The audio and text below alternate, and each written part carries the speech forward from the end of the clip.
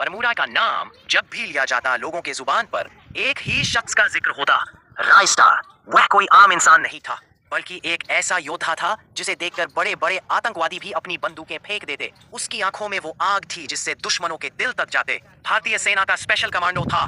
उसकी ट्रेनिंग इतनी कड़क थी कि उसके साए से भी कोई दुश्मन भिड़ने की हिम्मत नहीं करता। सुबह से शाम तक वह अपने जवानों को ऐसे तैयार करता मानो अगले ही पल जंग छिड़ने वाली हो। लेकिन रायस्टार के दिल का सबसे नाजुक हिस्सा था उसका 5 साल का बेटा चिंटू।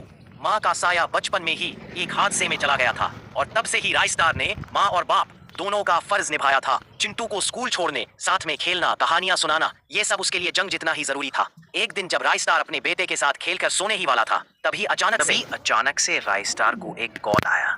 रायस्टार ने जो सुना उसका चेहरा पूरी तरह गंभीर हो गया। एक कमांडो ऑफिसर मिला, हालत बेहद नाजुक हो चुके हैं। एक बहुत बड़ी जंग शुरू हो चुकी है, चारों ओर अफरा तफरी मच गई है। रायस्टार ने चिंटू के सिर पर हाथ रखा और कहा, बेटा मुझे देश ने पुकारा है, मैं वादा करता हूँ जल्द लौटूंगा। रायस्टार अपनी गाड़ी लेकर निकल पड़ा बॉर्डर की ओर, लेकिन उसने वहां जो देखा उसके होश उड़ गए, क्योंकि यहाँ ना कोई लड़ाई थी, ना कोई भाग दौड़।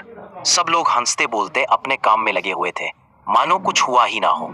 अचानक से रायस्टार को एक फोन आया, अगर अपने बेटे को जिंदा देखना है तो कल सुबह तक इस बरमूडा को छोड़ देना, अगर ऐसा नहीं किया तो तुम्हारे बेटे की कटी हुई लाश मिलेगी। रायस्टार अब समझ चुका था, जो उसके घर कॉल आया था वो कोई कमांडो ऑफिसर का नहीं बल्कि एक बड़े दुश्मन का एक जाल था। और वो दुश्मन कोई और नहीं, पाकिस्तान का सबसे बड़ा और भयानक गुंडा ब्लैक डेंजर था।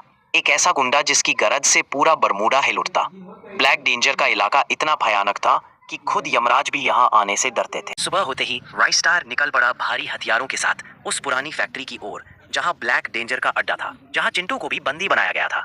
लेकिन रायस्टार जैसे ही फैक्ट्री पहुंचा, सामने एक बहुत बड़ा और विशाल दरवाजा था जिसे तोड़ना किसी आम इंसान में ताकत नहीं है। रायस्टार अपने साथ एक बॉम्ब लेकर आया था। जैसे ही उसने फायरिंग की, पूरा फैक्ट्री इलाका हिल उठा। धीरे धीरे दरवाजा टूटता गया। जैसे ही दरवाजा टूटा, रायस्टार अंदर घुस गया। गोलियों की बारिश हुई, बम गिरे, चारों तरफ धुआं फैल गया।